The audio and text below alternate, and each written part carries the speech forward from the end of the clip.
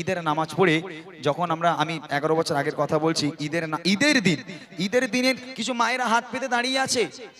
মায়েরা ঈদের দিন ভিক্ষা করছে। কখন তাদের হাতে 5 টাকা দেওয়া হবে, 10 টাকা দেওয়া হবে, তারা কিছু কিনে খাবে। তাদের পরনে না আছে নতুন কাপড়, না আছে পেটে কোনো খাবার।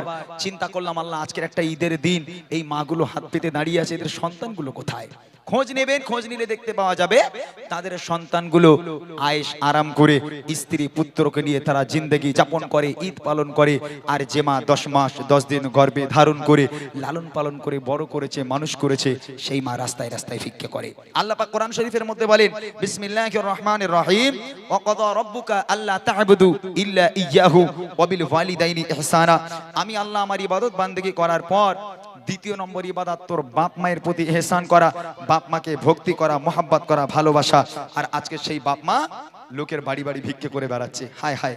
আজকে যারা বুড়িমা শুনতে চান, বুড়িমা শোনানোর আগে আমি ছোট্ট করে আপনাদেরকে শোনাই যে পৃথিবীর বুকে সন্তানের জন্য মা কি জিনিস। আল্লাহ পাক এই যে মাগুলো বসে আছেন, বুড়িমাতে বলেছিলাম মায়ের বুকের খাঁচায় লাথি মেরে সন্তান বাড়ি থেকে বার করে দেয়।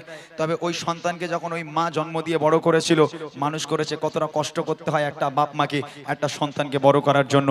গজলটি মন দিয়ে শোনেন, তাহলে বুঝতে পারবেন বুড়িমা গজলটা আমি কেন লিখেছিলাম। এরপরেই বুড়িমাটা শোনাবো, আগে বুড়িমার আগের অংশটা শোনাই। মা কি জিনিস কবি ছন্দের মাধ্যমে লিখছে, শুনবেন। সারা দুনিয়া ঘুরে মায়ের সমান পাবে না, সারা দুনিয়া ঘুরে মায়ের সমান পাবে না, সারা দুনিয়া ঘুরে মায়ের সমান পাবে না। সারা তো ছাড়া এ দুনিয়া, সারা তো ছাড়া এ দুনিয়া কেউ তো আপন হবে না, সারা দুনিয়া ঘুরে মায়ের সমান পাবে না, সারা দুনিয়া ঘুরে মায়ের সমান পাবে না। সারা তো ছাড়া এ দুনিয়া, সারা তো ছাড়া এ দুনিয়া কেউ তো আপন হবে না, সারা দুনিয়া ঘুরে মায়ের সমান পাবে না, সারা দুনিয়া ঘুরে মায়ের সমান পাবে না। একটা মা যখন একটা বাচ্চাকে জন্ম দেয়, এই শীতের রাতের বেলা কত মা সন্তান জন্ম দিল।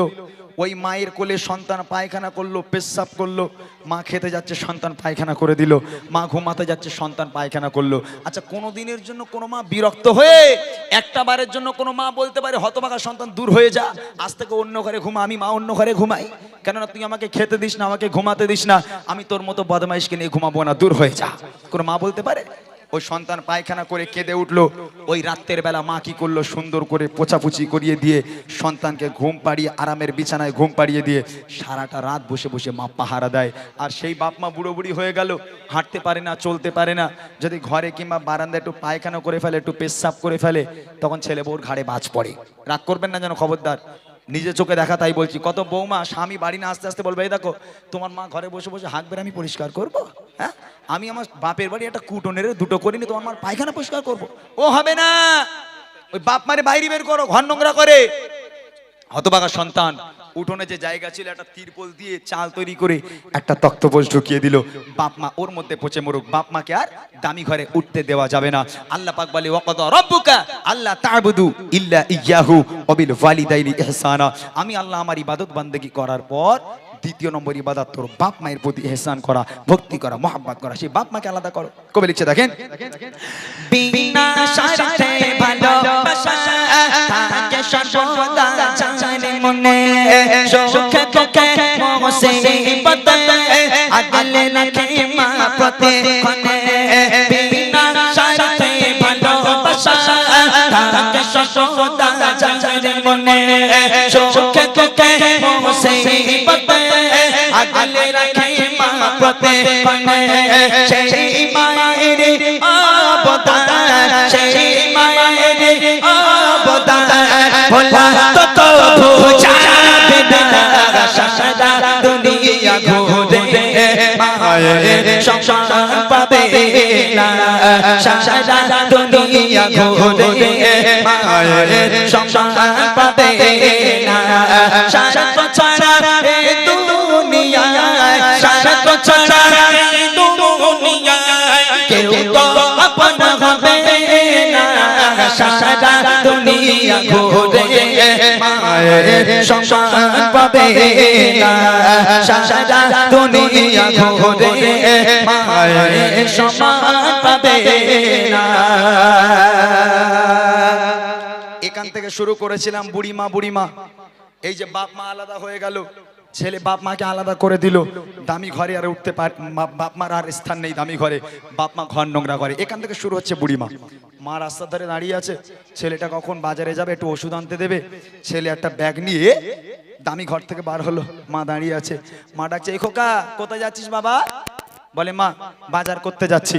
বলে এই খোকা বাজারের দিকে যখন যাচ্ছিস তা আমার জন্য 10 টাকার ওষুধ এনে দিবি, বুকের ব্যথাটা বড্ড বেড়েছে রাত্রের বেলা থেকে, একটু 10 টাকার ওষুধ এনে দে না।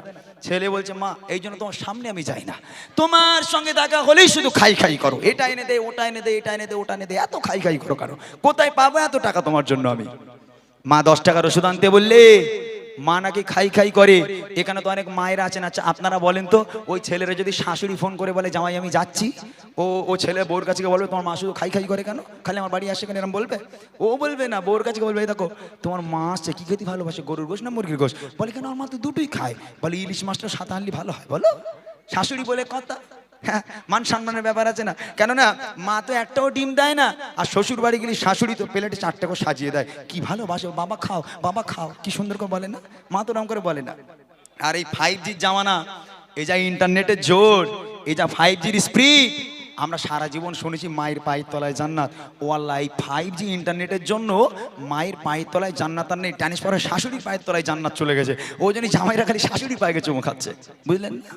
যার বাড়িতে বাপ মা আছে তার বাড়িতে বরকত আছে, যার বাড়িতে বাপ মা নেই লক্ষ লক্ষ টাকা ইনকাম করে আনবে, কোনোদিন তোমার ঘরে আল্লাহর রহমত হতে পারে না, কোনোদিন আল্লাহর বরকত হতে পারে না। তোমার বাপ মা তোমার জন্য রহমত, তোমার বাপ মা তোমার জন্য বরকত। সেই বাপ মাকে ভালোবাসো, ঘরে তোমার রহমত ভরে যাবে, আল্লাহ পাক খুশি হবে। শেষ করায় কবি লিখছে হাজার দুঃখ যাতনাতে হয় না ক্লান্ত কোন রাতে, একটি রাতে ঘুম আসে না, বসে থাকে মা পাহারাতে। হাজার দুঃখ যাতনাতে হয় না ক্লান্ত কোন রাতে, একটি রাতে ঘুম আসে না, বসে থাকে মা পাহারাতে। আল্লাহর মগা উপহার, আল্লাহর মগা উপহার, হয় না কোনো চার তুলনা, সারা দুনিয়া ঘুরে মায়ের সম্মান পাবে না, সারা দুনিয়া ঘুরে মায়ের সম্মান পাবে না। সারা তো ছাড়া এই দুনিয়ায়, সারা তো ছাড়া এই দুনিয়ায় কেউ তো আপন হবে না, সারা দুনিয়া ঘুরে মায়ের সম্মান পাবে না, সারা দুনিয়া ঘুরে মায়ের সম্মান পাবে না, সারা দুনিয়া ঘুরে মায়ের সম্মান পাবে না। পরিবেশন করবো। এ বাচ্চারা ঝামেলা করছিস কেন বাবা? হ্যাঁ এমন করিস কেন? তোদের রিকোয়েস্ট কি বল? তোদের রাত আকাশে চাঁদের আলো, আর কি আর কি রিকোয়েস্ট বলে রাখ, আমি পরে মোটামুটি তোদের রিকোয়েস্ট গুলো গাইবো, গিয়ে বাড়ি যাবো। কি কি রিকোয়েস্ট শুনবি?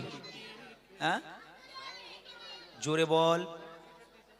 আরে এদের গলাগুলো বসে গেছে সব, তাই না? মানে গলা বসে গেছে। সূর্য ওঠে কেদায় আলো, আচ্ছা সূর্য ওঠে কেদায় আলো, রাত আকাশে চাঁদের আলো, আর আচ্ছা ঠিক আছে ইনশাল্লাহ তোদের সব গজলগুলো গাইবো, ঠিক আছে ইনশাল্লাহ। তাহলে এখন মোটা ভাই গজল গাক নাকি? গাইবে না? এরা বলছেন না। হ্যাঁ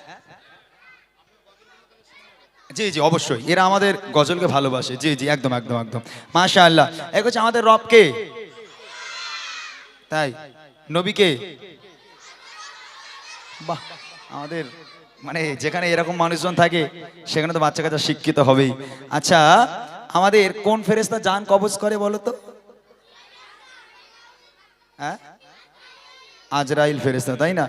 মাশাআল্লাহ। তাহলে আমাদের রবকে, আচ্ছা ওটাই একটা ছন্দটি গেলেই বুঝলে, গিয়ে তারপর দেই, তাই ওটা দাও দিকে আমার কাছে দাও।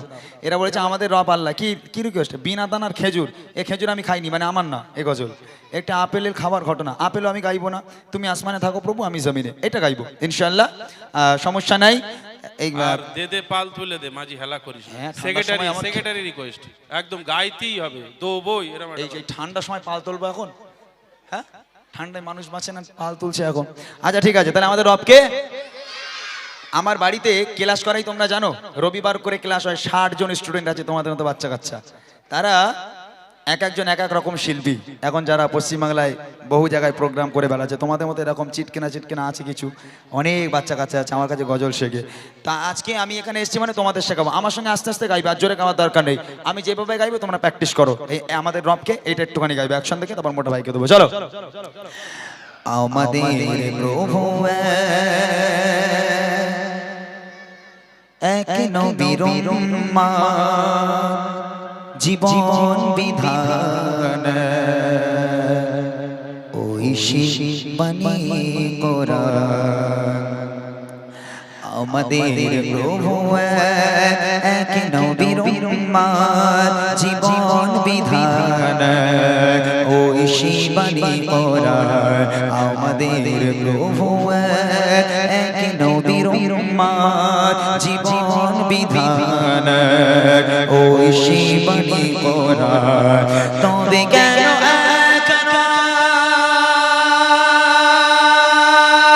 হে মুসলমান করিয়া হুবান, তবে কেন হে মুসলমান করিয়া হুবান। আমাদের প্রভু এক নবীর জীবন বিধান ঐশী বাণী কোরআন। আমাদের প্রভু এক নবীর জীবন বিধান ঐশী বাণী কোরআন। বাইতুল্লাহ মদিনা শরীফ উহুদ পাহাড় বদরের মাঠ। বাইতুল্লাহ মদিনা শরীফ উহুদ পাহাড় বদরের মাঠ। একটাই তো জীবন একটাই মরণ, একটাই তো জীবন একটাই মরণ, মিলে মিশে একই সাথে একটাই প্রাণ। তবে কেন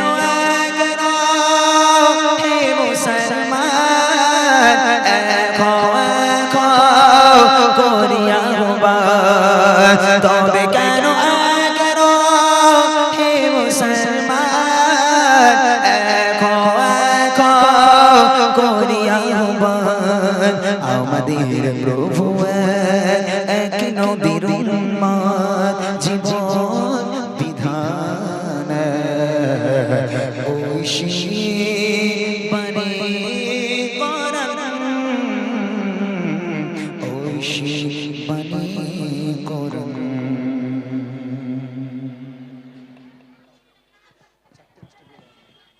যাক মাশাআল্লাহ, শুনলেন সুন্দর কিছু কালাম, অনেক কালামের রিকোয়েস্ট আছে এখনো ইনশাআল্লাহ ইমরান ভাই গাইবে একের পর এক। তবে আমি একটা ছোট্ট করে কালাম